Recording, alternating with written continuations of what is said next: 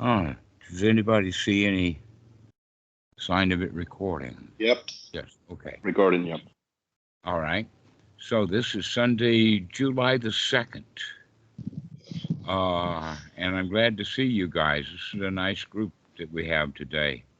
Um, and one of the questions that we had was on right livelihood. Now, this is a very interesting thing from the point is that I don't think that there's any videos anywhere in the past 7 or 8 years where this has been talked about, specifically as a topic.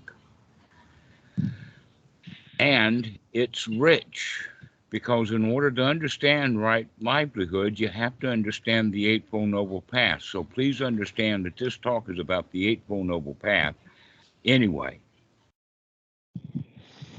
in the sense that the Eightfold Noble Path. Uh,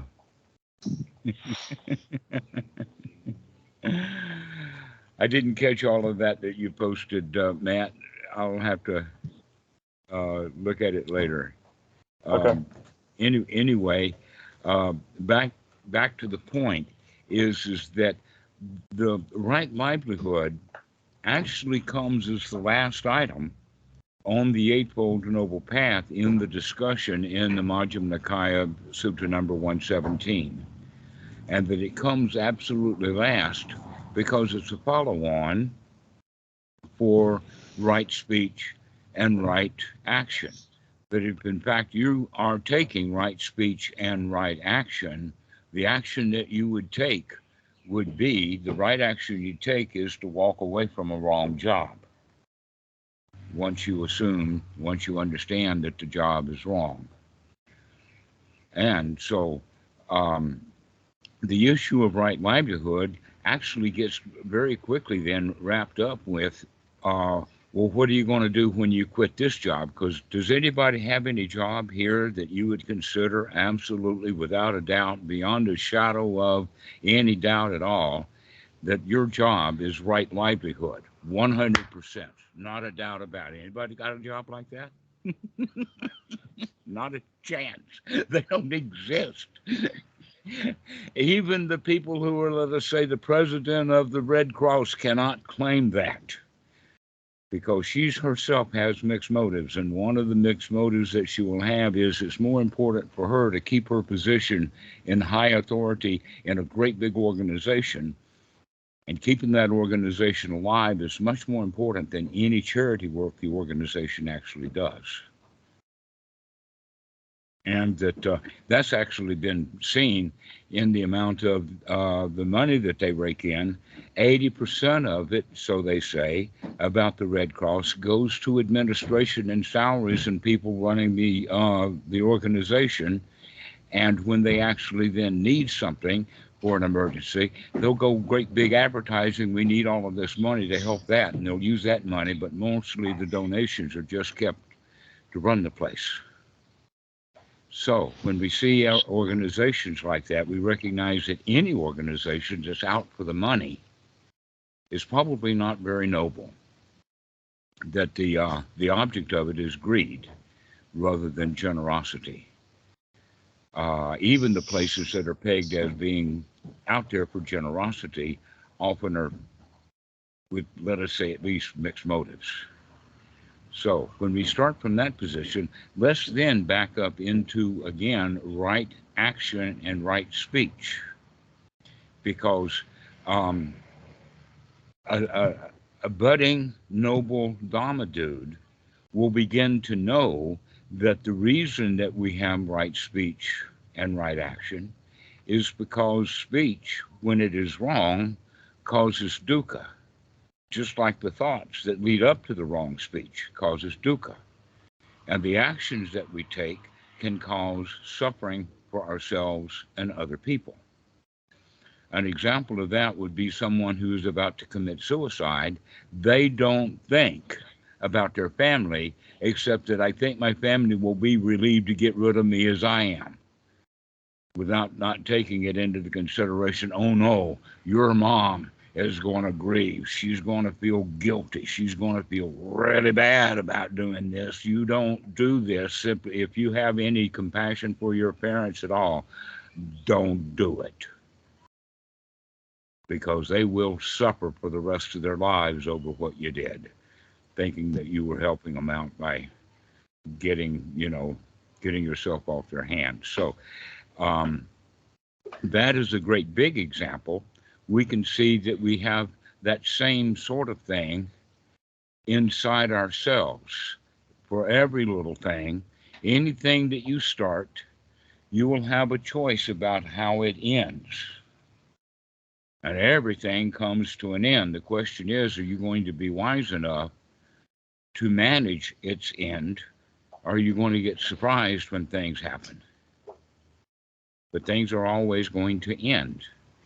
And when we package the 3 points of right speech, right action, and then therefore right livelihood, we have to back up now the next step into, well, what kind of mind do we have that allows us to be in right speech, right action, and then ultimately in right livelihood? Is that the mind is noble. And what we mean in this case with the mind is noble is finally, through our own insight and wisdom, we know what is right and what is wrong based upon a brand new criteria that we've never had before. And that was the criteria of, does this cause dissatisfaction in ourselves or other people? Normally we have it set up in our mind is that it's right because God likes it, and it's wrong because God don't like it. But the reality is that in that case, ignorantly so, we find out, if we would be wise enough, we'd find out that in fact we're the God in that case. And that what we ourselves choose as right is based upon what we like. And what we deem is wrong, we based upon what we don't like. So if we like something, then we want it, if we're ignorant. If we're wise, we can like something and say, yeah, I like it, but I don't want it. It's beautiful, but I don't need it. And so if we can come to that position, then we can remain whole. But if we say, oh no, I want it, therefore I need it, that means that now someplace I will be better off if I have it, therefore I'm incomplete now. And if I'm incomplete now, but I would be better off if I had that, then it's going to plug itself in and become part of me, and I'll be better off with it. But along with that is that then we have the sense of that thing that I need that's going to complete me and make me whole, because I want it in the moment and I feel incomplete without it. But if I had it, I'd plug it right in, and then I'd be complete and whole. It must be a good thing, right? And that's the second level of delusion that comes with I like it, I want it, into I need it, into it's got to be good. And if it's good for me, it's got to be good for you too if you'll only listen to me. And that's where hypocrisy and making rules for other people and abortion laws and all of that kind of stuff come into play. So if we can, with the noble mind, recognize for ourselves what is right and what is wrong based upon what is dukkha and what is not dukkha, instead of doing it through our feeling system, which is the way that we've been doing it all along. And not only that, but we normally feel the way that everybody else feels. We're kind of trained into it that way. And then we're trained into what we do with the causes and the rules and all of that to create those feelings that are familiar anyway. And so this is when we become completely socialized into saying that things are good based upon the general consensus that everybody likes it and it feels good. And that can have amazing consequences. An example of that would be an entire political party and all of those members. They're looking for the feel good, and they get all the cooperation from all the other people who want to feel good, and so they start doing things that harm other people, but it keeps making them feel good. Like a rich man getting more money and more money, even though other people are, uh, let us say, plotting his ill, but he feels good. Okay, so this whole quality of us wanting to feel good about it, therefore it is good. We get into the position of money is good, and the more money I have, the better I feel. But that's an ignorant way of looking at it. If we come into the noble way of looking at it, then we can look at it from this perspective of, is this going to cause suffering in myself or in others, either right now or off into the future? And there's also a side point about that, where the Buddha says that if you avoid wrongdoing, then right here and now, because you're already far enough advanced. People who are really ignorant will do wrongdoing and not wake up to it completely, but they will feel guilty, they will feel bad, and they want to feel good, but they keep doing bad things to feel good, but they won't really allow themselves to do that. They don't quite have permission to get all the benefits of the theft that they have. It's not really good enough. And so when we recognize that, oh, it's not a matter of is it good and I get more of it, I'll feel better. It's really the point of, can we have the wisdom to see whether this is causing myself and other people actual dukkha, including how I feel when I rip somebody off or I take advantage of them, keeping my business going. Well, I if have I a hadn't question, screwed that customer, we'd be out of business. So or I what have do a I really? clarification.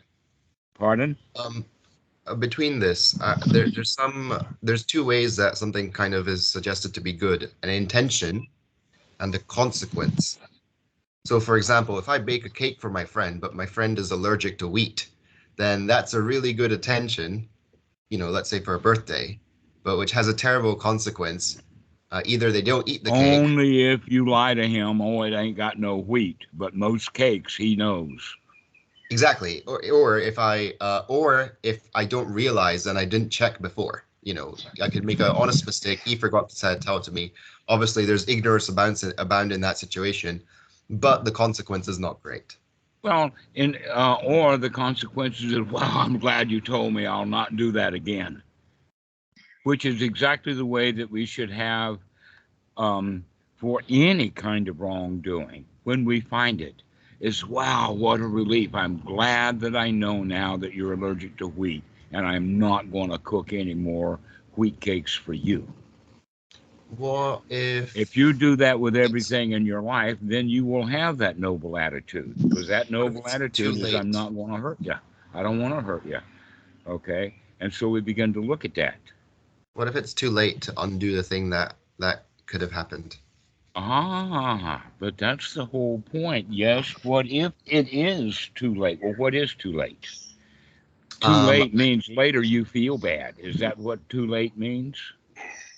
well, let's say you try. I mean, did you know about the Scared Straight programs?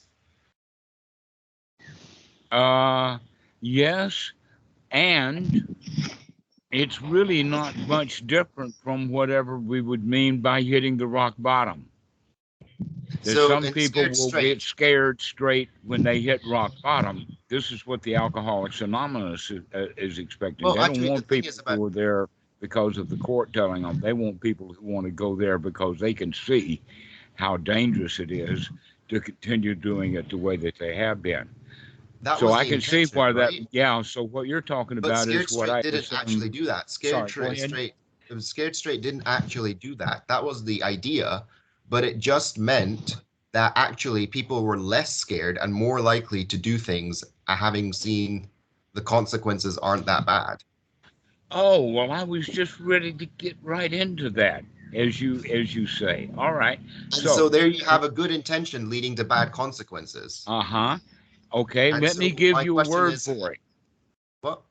Let me give you a word for it. It's called a sting.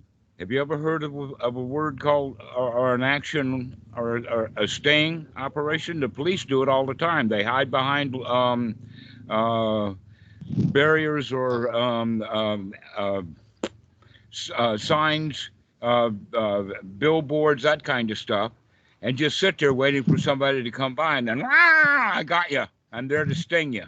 Okay, there was an old movie back in the 1970s as they wanted to catch this guy and they couldn't catch him for anything, so they pulled a sting by building a betting outfit that was outside of the actual ring itself, and they would have radio to tell what the thing was, and they got him to bet all of this kind of money up, and then it got raided by the police, which was part of the guys who were running the sting operation anyway, and wound up getting this guy's all of this cash that he was going to.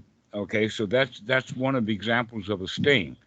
So, whenever any kind of people who think that they're an authority, whether it's social workers or anybody else in an NGO or whatever, saying, "Oh, we're going to do something to help these guys, and we're going to trick them, we're going to fool them, we're going to get them in," like this situation that you're talking about here, and scare them all to death, scare them straight. And guess what? Most of those kids, or one of them, will see it, and then everybody knows it that this is a scam. And they wind up recognizing that, oh, most of my fear is probably ignorance anyway. And so now they're even less afraid. So they didn't get scared straight. But it is possible in a real situation that somebody is scared straight. And it's rare. The question is, here's the question for each one of you: what is it going to take for you to be scared straight? What's it going to take to get you to get scared straight? Maybe I should ask that same question in a little different context. What is it going to take for you to be able to see the First Noble Truth? What's it going to take for you to wake up and see that some things are dangerous and you don't touch them anymore? That's what they were trying to do in that situation with that scared straight stuff, and it backfires. It always does. No, I wouldn't say it always does. Zen masters are pretty good at it, slamming the door at the right time and that kind of stuff, setting students up. In fact, I got to be honest with you, Achan Po was a master at that kind of stuff too. Um, in fact, just today, I was telling the guys about it because here on this island, we've got the same thing. Is an animal that is about this long. It would be a wasp if a wasp were a wasp. Wasps were about like this. This dude's an inch and a half across from head to thorax, okay? And that it's black with big yellow wings. It's a huge, huge hornet, and they're vicious. And all the Thai people know about it. So here I am standing out in the woods with Achan Po, basically standing in the shade of the tree just right off the path. And one of those things land right on the side of his head, right on the very left-hand side. And I see that. I know he knows it, but he didn't miss a link, didn't miss a check. And then it starts walking down this way, doing a round, and then comes down and gets about to his eyebrow. And when it got down to his eyebrow, that's when I started to do something. My right arm went up, and he was waiting for a gesture on my part to see what I was going to do when that great big bug was on his head, crawling around down into his eye. And he put his hand up, just, he'd got it. I had been able to stay equanimous about it until it had crawled all over him. But he was going to wait to see how long it took for me to react to that thing. And when I did react, he was ready for me. And when I saw that he had gestured was to not do anything else. That I was just raising my hand up and he put it up like that, and that was the lesson. He had set me up for that. How long would he have stood in the woods and let that thing crawl right over his face? How long before Until he it flew brushed it away. away? Huh? Until it flew away. And maybe we don't know because we're not going to be there to watch what happens to John Poe out in the woods when one of those bugs crawls. Or maybe the other side of the coin, if you want to go down this path, is he summoned that thing to put me through the test. Okay. But in that regard, at least in that realm, I actually believed that this was real. And what happens with those sting operations that the people get, they catch that this is a sting. That's why people in general do not like to be stopped by the cops. They don't like it. Why? Because it's always a surprise. It's always a sneak. The cops are sneaky. They're trained that way. As opposed to, say, the cops in Thailand. If you want a cop, go to the cop station. They got a big police station. Cops hanging around all over the place with nothing to do and no place to go. And if you need a policeman, there's one for you. And generally, what the police do in Thailand is that they settle family and community problems. And since they're very good at it, the police have not a lot to do. On this island, by the way, you guys, Daniel and Matt, know about the full moon party that's here on the island. And they have people who get drunk and get into fights and all of that kind of stuff. You know how the Thai police handle that? They'll take them back to their room or to the hospital, depending on which way they want to go. But they don't arrest any of them. Now, if you have a great big drunken brawl in anywhere in the United States, the cops are going to put every one of them they can catch into jail, and maybe a couple of bystanders to boot. But here on the island, they don't do that. That's much more the Thai way. And also, imagine what the European newspapers would have, maybe frontline headline news. All of these people from this country get arrested in Koh Phangan, and that's going to hurt tourism big time. Okay, so anyway, in that regard, you could say that the Thai police now have a better right, closer to right livelihood than the ones in the West. The Western cops are actually, it's part of being a cop is to lie to people. They want you to tell them the truth, but they're not about to tell you the truth. And so that would be automatically not right livelihood. In fact, I have, in fact, had police officers ask me about that. And guess what? I'm genuinely willing to tell them that if you start looking at your behavior as a cop, you start looking at the bad behavior that your job requires of you and all of the people around you, you may decide that this is not a beneficial, wholesome place for you to live, to be, to spend your time. Because you'll wind up miserable. How many of you know, by the way, on the just aside, does anybody here know a happy cop? No, all my friends had cops. I have 2 or 3. They are miserable. They are angry. They are like horrible. They are depressed. Everything. They are bad. Yeah. Well, if I you have an have uncle friends, who's what a was cop that, and he Carl? looks sad. So many professions, if you take that profession, it's going to be very hard, very miserable life. I much rather would be throwing a pizza dough in the air, having fun at it, showing off, than holding a rifle, twirling it. So we can look at it from that perspective. Now let's go into it a little bit deeper. And that is often whenever we think about some sort of activity, whether it was speech, whether it was action, or whether it was engaged with our livelihood, we want to make it okay. Whatever job I've got, because I'm keeping it and I'm not quitting my job, it must then be okay because I need it. You see, there's that thing that we were talking about before.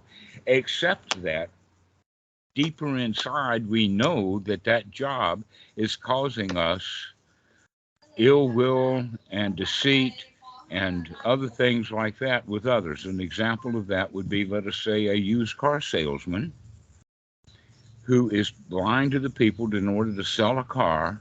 He knows it, but when he goes to talk to a friend about it, he will justify that it's okay for him to have that job. Or in other cases, let us say perhaps he got caught in some way. Now he wants to blame someone else for the job that he's done or the action that he's taken. Okay, so we play the blame game and also the yes buts and the arguments because we really don't want to know the truth. You've heard me say before the statement of you shall know the truth and the truth shall set you free, but first it's going to really piss you off. Okay, well, this is that occasion there is when we try to justify our actions, our speech, our behaviors that are okay when in fact they're not. Or we want to blame someone else. Oh, the devil made me do it. Or I had to. I got into an argument with this guy and I just had to make the point. And so I blooded his nose. I had to do it. It was an important enough argument. I had to hit him. Okay, you hear that? We blame other people on a regular basis for what we deep inside know is wrong. If we recognize that, that means us as Dhamma dudes can say, wait a minute, every time I start to justify my behavior, I need to look at the feeling of fear and guilt that preceded that justification. For example, if somebody was a killer, he knew he was a killer, it was okay for him to be a killer. His morality was all 100% that it was okay for him to be a killer. He was raised in that and he never learned anything else. And you come up to him and you call him a killer, he'll say, yeah, so what? No big deal. But of us who's raised in a different society and we get called a killer, we'll say, oh no, I didn't do it. Or these were the circumstances and I had to do it. I had to defend myself or whatever like that. But we don't want to own that we were a killer because we've already got a set of rules and a set of rule bases that bring us into the feeling of guilt. Now, that guilt phase may last just an instant before we go into yes buts. In fact, you can see that on the news when the news anchor brings on a new guest, thinking that the new guest is going to agree with him on political things, and the guest starts eating away at what the host means. The host will actually say, yes, but he'll jump in, he'll start to argue. He does not want his guest to say the things because he believes differently. And we can see that on the press and other things. But guess what? That's just an example. And look at the fact that we do it too. And so can we catch that feeling of guilt? Because the guilt is going to be the aftermath of a twinge of fear. Oh no, I have done something wrong. We did see the dukkha. We tried to hide from it. We've been lying about it all along, but we see it anyway. Now, when we're practicing anapanasati, we're going to say, hey, I'm really going to start looking at that fear and that guilt and recognize that that fear and that guilt is actually my teacher. If I would pay attention to that stuff, it would teach me how to be a good, proper, wholesome, upstanding, noble human being. I already know how to do that. And that is by watching how I feel when I'm not.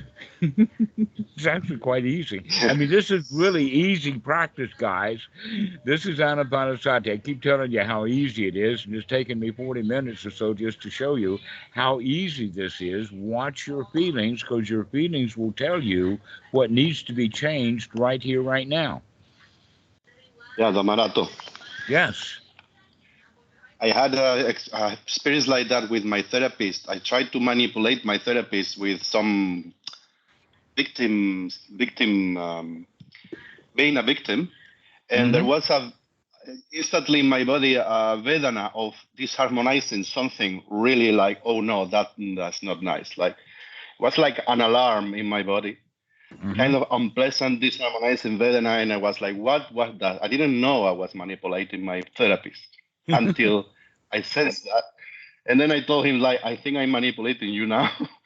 And that was a very, very useful thing, like feeling, oh no, this is something is wrong. I don't know what it, but I will check. And then I rewind. It's like, okay, I just manipulated my therapist right now.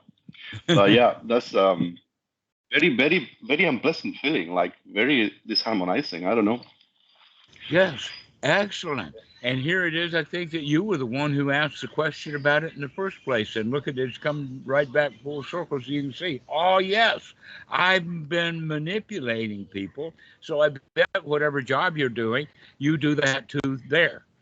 And one of the ways that we manipulate people is by playing the victim. If you play the champion, that means you don't need them, and you're not going to try to manipulate them to get them to help you. It's only when you're in the state of being a victim do you get around wanting to manipulate them.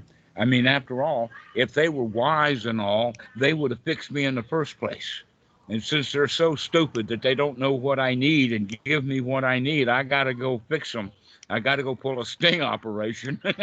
I got to go manipulate them into doing what I want them to do. How many of you have ever recognized that we do this kind of stuff? Yes, go ahead, Martin. So can we say that the unwholesome thought and the hindrance are like friends that can show us our craving and our wrongdoing? Yes, that's exactly right. In fact, if we can catch it that way, then that's what we would call it, would be a hindrance. And look at the various pieces of the hindrances that are in there. Almost always there is going to be, bye-bye, Daniel. Almost always there's going to be the feeling of fear based in there someplace. And we almost always operate out of the fear. And so that's what the fear basically then, if we have enough of it, that gives us kind of the life position of, I can't fix myself. I need help to do it. And this is why we have all of those religions and all of those professions and all of that is because the charlatans and those who want to help you will go into business helping people who can't help themselves. And the teachings of the Buddha is you don't and can't get any help. You're going to have to do this all by yourself. You're going to have to start watching what you're doing. You cannot get an invisible plastic Jesus on the dashboard of your truck to drive that truck. You're going to have to drive it yourself. And they have the idea that, oh, I have to have that plastic Jesus or I'm going to wreck my truck. No, basically, the plastic Jesus is not going to help us. No guru, no magic Jesus, nothing is going to do the job of teaching us to see whether what we're about to do is going to cause dukkha for ourselves or other people, or whether it's not. And that's the place that we can start, is in our behavior. But if we're actually going to practice with Anapanasati, then we get away from them all and stop looking at our behavior because we've already put that to rest. We're just sitting here. There's no place, there's nothing to do and no place to go. And so now we can go back to the source of this. We don't have to interrupt it at the behavior level. Now we're going to interrupt it at the thought level. Because any behavior that you have had to have been preceded by the thought of it. We don't act willy-nilly. We act subconsciously, but we always act from some place of consciousness. And if we can see that, we have control over it. And if we can't see it, it's subconscious and we don't have control over it. Okay. An example of that is has anybody ever fidgeted or been anxious, moving your hands, touching your face, doing any of that kind of behavior? And even to the point of, let us say, just merely twiddling your thumbs. And then you recognize, I'm twiddling my thumbs. Now you can stop it. Guess what? I just noticed 3 of you taking your hand away from your face when we start talking about that. Did anybody else notice that?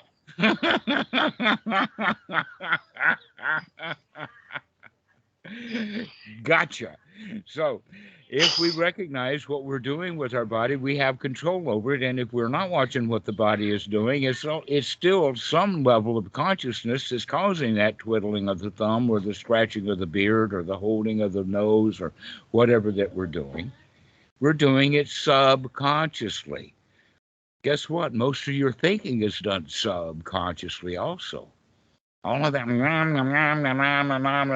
not even paying attention to ourselves. It's almost like, have you ever seen somebody, or you yourself, you turn the television on, and then you walk around doing whatever you want to do. You're not paying attention to the TV, but there it is blaring at you. Okay? Our own bodily behaviors and our own mind is doing that same thing, and we're not paying attention. So what we're really doing here is we're going to practice paying attention to what we're thinking, because then we have a choice over it. So that if we get good at that, then when it's time to act, we'll be acting with those wholesome thoughts that we're creating rather than the unwholesome thoughts that used to guide our behavior. And so now we can begin to go into right livelihood. And then we run slam into our right livelihood is that question because of my job or my now that I can see that my actions are such that I intend to and want to and am monitoring and it becomes sort of the new life story that I'm going to start watching what I'm doing. And then when the job requires that we go into wrongdoing, that's the time to notice, is this livelihood correct or not? Now notice that this is a very late phase, and I talk about it. Let me talk about it from the other perspective. Somebody sits down at their job, and they say, I don't like this job. And basically, then they go outside, and I don't like outside. They get in their car, and I don't like the car. We go home, and I don't like going home. And so what is the point about not liking the job when we're already in the habit of not liking things? So let's get the mind into the habit of being in a wholesome state so that we begin to like things.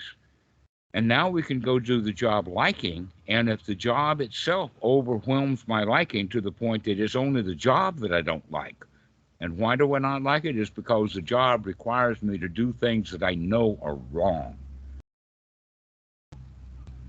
And that's a very interesting thing, that at one time I quit a job that had to do with the U.S. military. Just inside, I knew the job was wrong. I was taking care of their computers. I wasn't hurting anybody. In most situations, it was.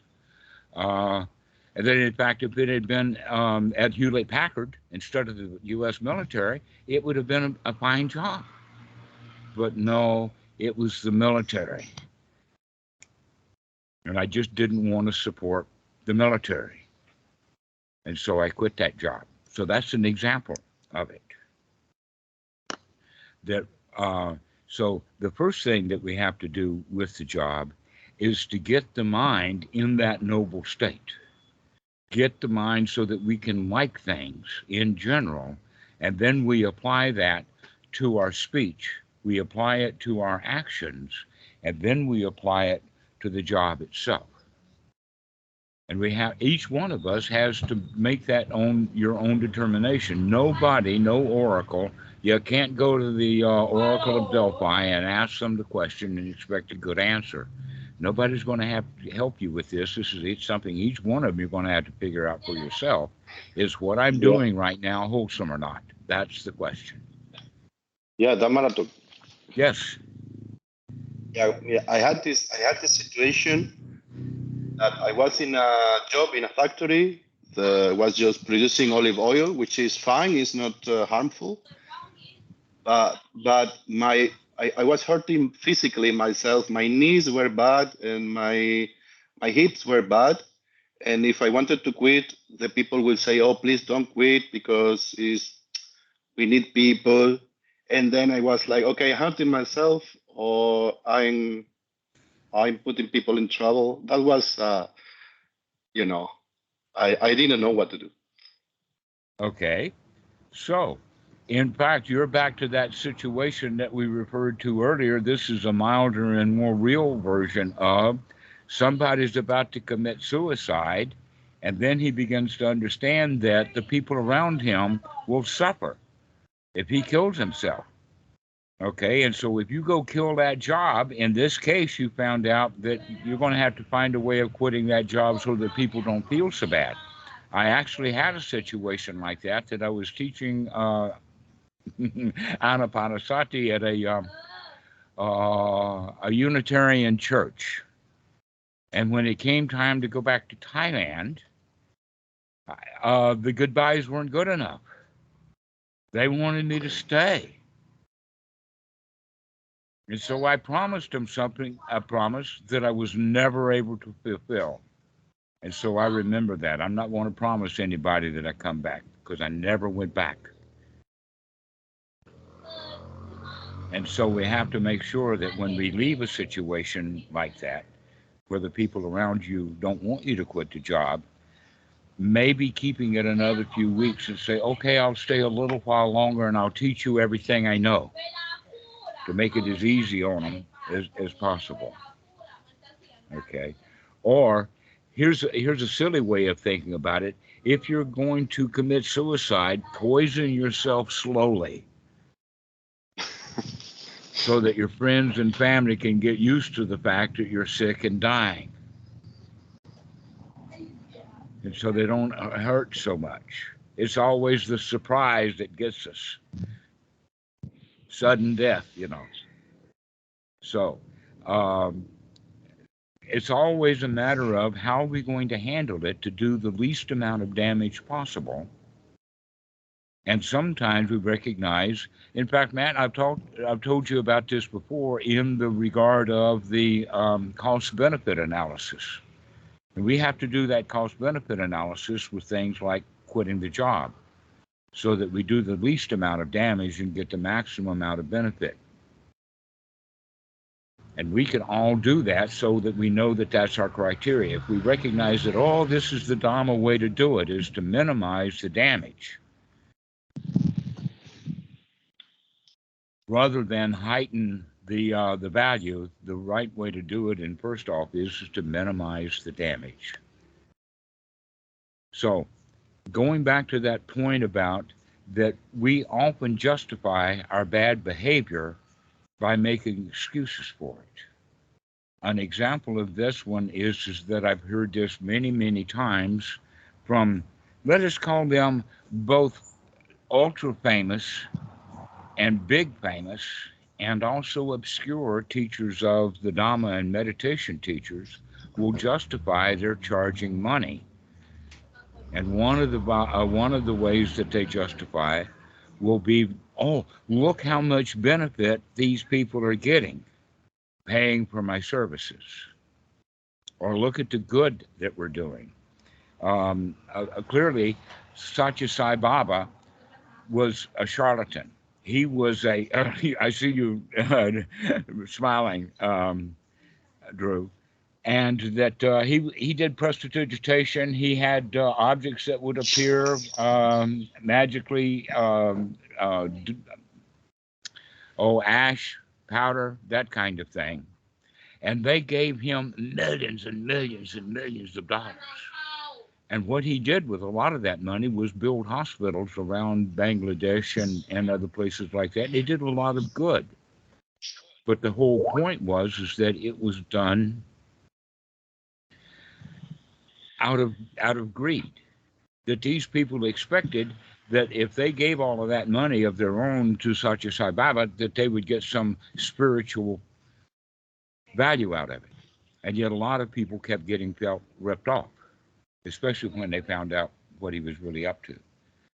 So these are various things that happen that people will justify their own wrong behavior, thinking that they're doing people a whole lot of good, when in fact, if anything, they're helping to entrench a brand new Western Buddhism that is more of a business than it is the actual real deal. And so this is part of the reason why I would like to take the money out of the Dhamma and put the Sangha back in, the friendship, the caring, the mutual respect that we have for each other, so that we're not out there trying to rip each other off. On that note, I had a question about this actually earlier, about the Sangha. Which is obviously we love having you around, Dhammarato. We also want you to teach within your capacities.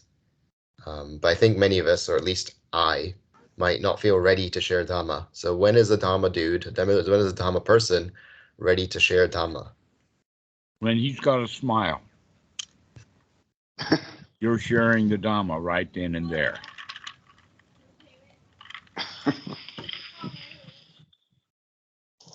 That's all it takes. Cheer people up. That's how you can help people, cheer them up. You want to hear a really silly example of that? Oh, I feel so bad. I'm about to die. I'm going to kill myself. Oh, can I watch? I've never seen anybody do it. I would really enjoy watching that. Now, look at the change that you just made, each one of you.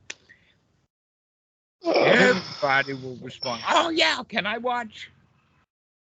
Now that's a psychological intervention right there. The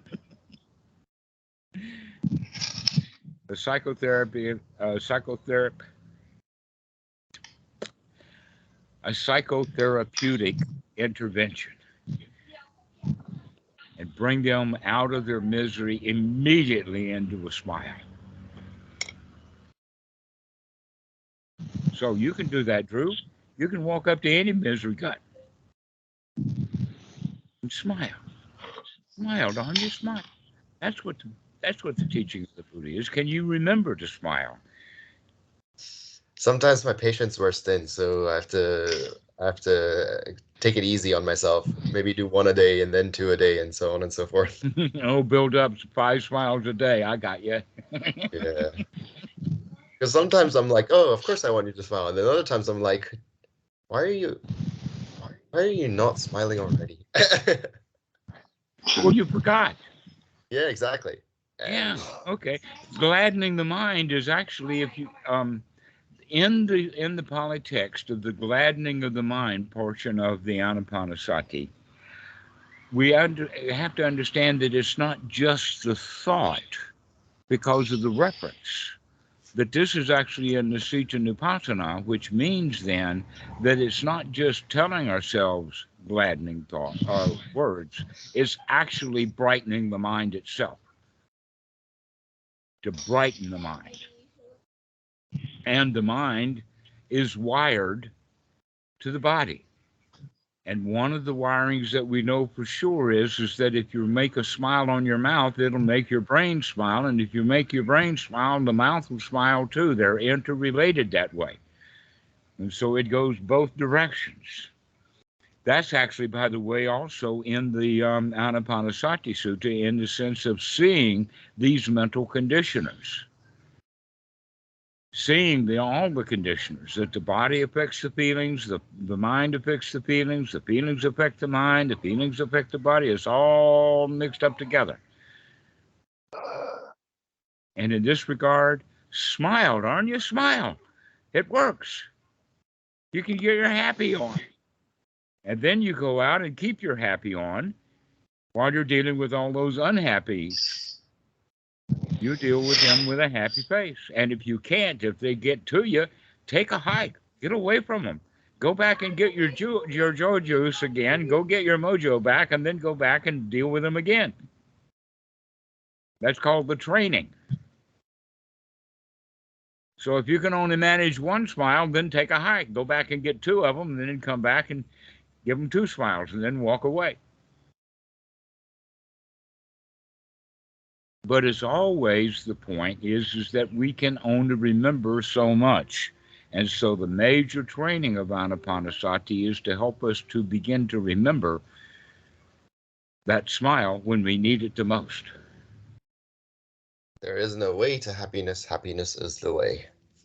Right, exactly. There is no way to happiness because happiness is the way. And all we have to do is to remember that everything's already okay. I mean, why do we keep wanting things to be different than they are? And things are not going to get different just because we want it. This is magical thinking of a child. We get into that kind of thinking when we're children, because when we want something, we make a commotion. Mom sees it, what we want, and gives us to us.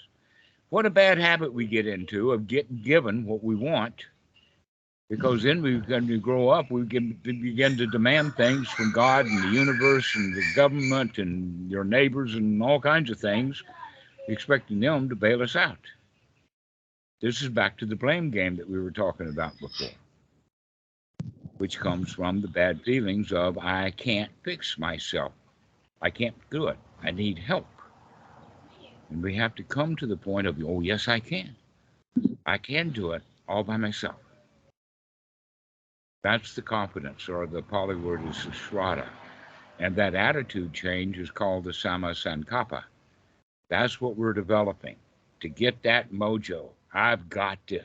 I can handle this one. The joke in the sense of, if you were in a bar, the way you'd say it is, hold my beer. I'm going to go interrupt that argument. Okay? So that's the way that we have it. We begin to develop that attitude. And then when we get into the position of having to deal with a job that inherently on its own is unwholesome, and we can see it for ourselves that it's unwholesome, that's when it's time to start looking around.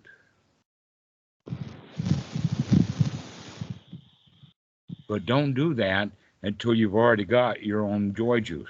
Don't quit a job because you're miserable. Quit the job because it's the job that's miserable.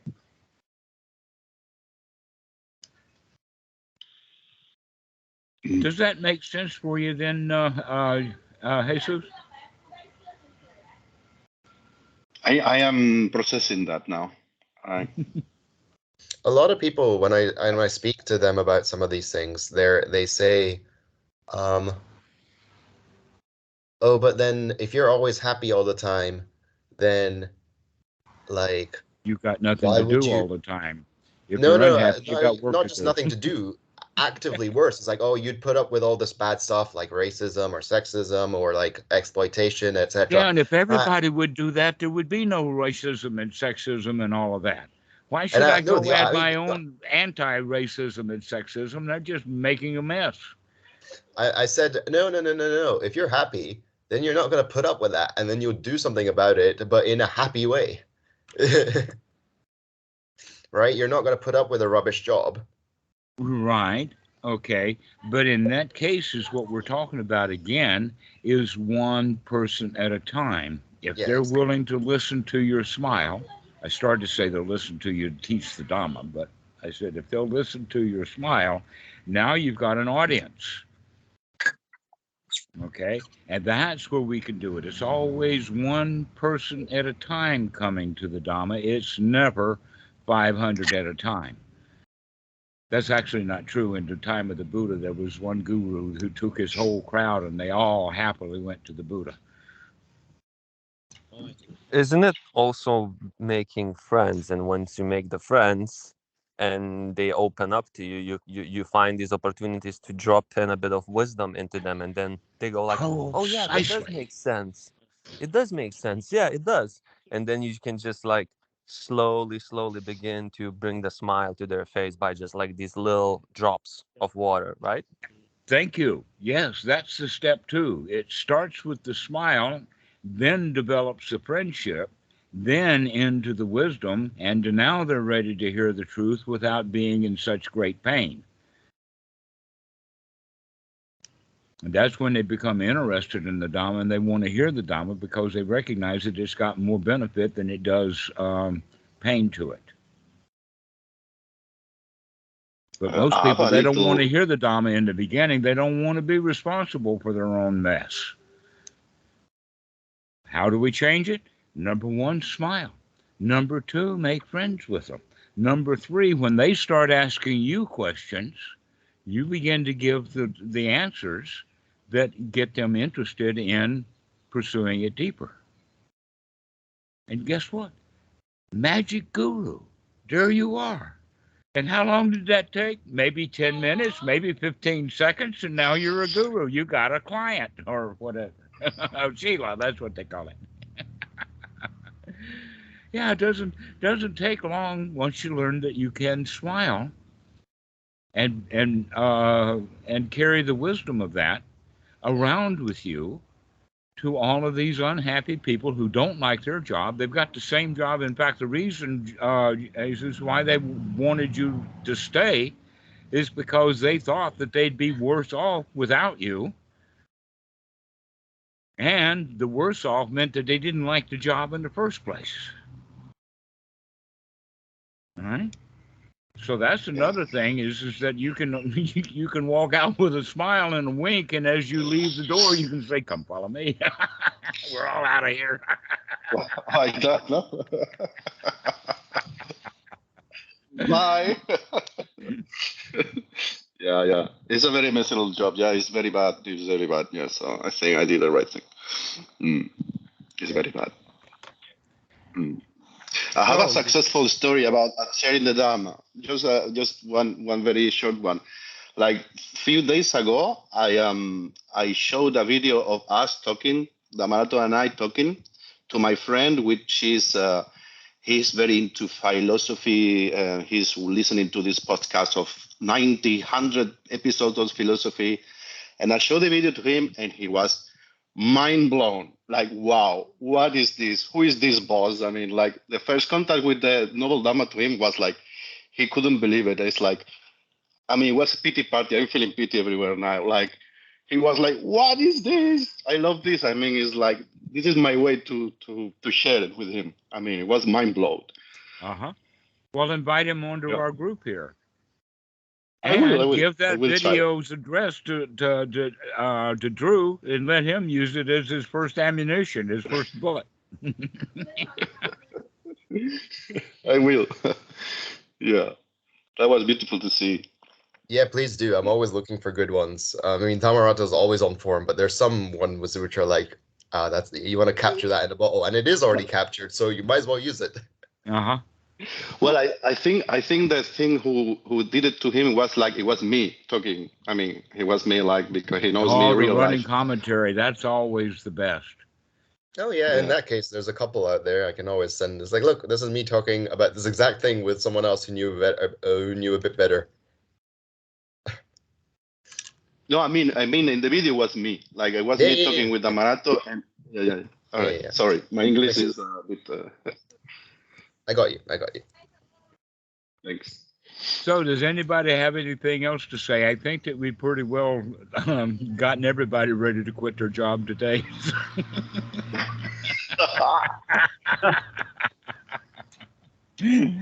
That was a sting operation, by the way, guys.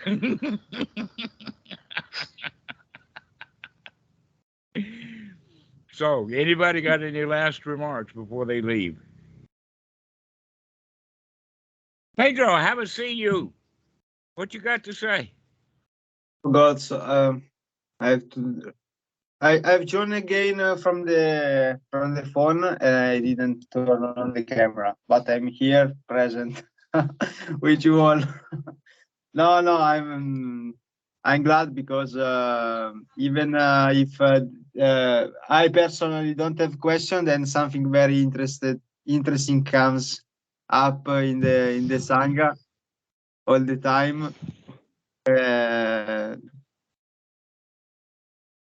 Yes, yes. Like we every time we say also over and over again that it's good to take charge for this. Also, you said earlier to find out what is right livelihood. You know, with this teacher of the feelings that we have, that no one can tell you like.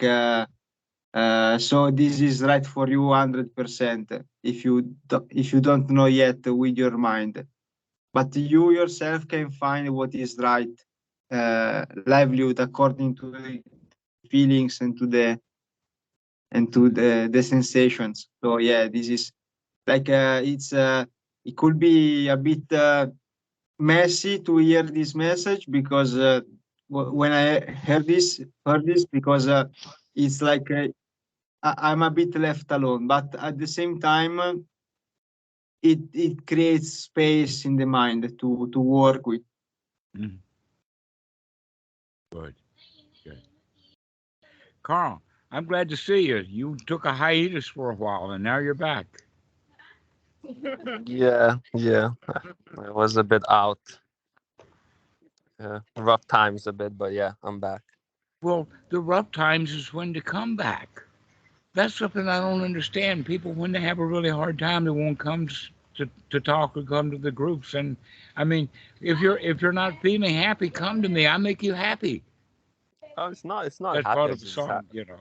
I just had like a couple situations in life where I didn't have like access to internet and stuff like that. So yeah. Oh well, that one I can't do anything about it. I mean, internet is something real. I can't say just talk to Dhammarato. I mean, we don't know how to do that yet. Your voice was always in my head anyway, so it helped me to get through it. Well, I'm so glad to see you again. Max, do you have any last comments?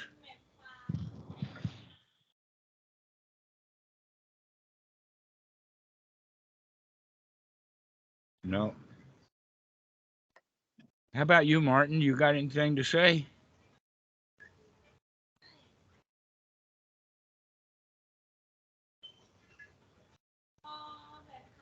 Yeah. No, that's all good. Thank you very much to all of you guys and to you, Dhammarato. And Okay. That's all good. Great. All right, guys. Well, we'll see you next time. Bye-bye, All right, guys. Thank you. Bye. Enjoy. We'll see you. Okay. Bye-bye. Thank you. Yeah. Take care. Thank you.